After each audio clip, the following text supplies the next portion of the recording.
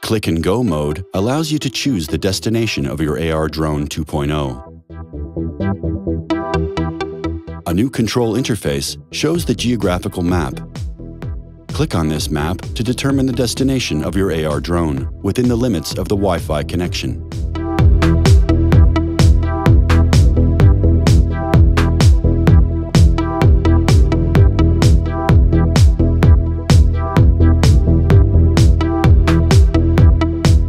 You can also change the speed during flight.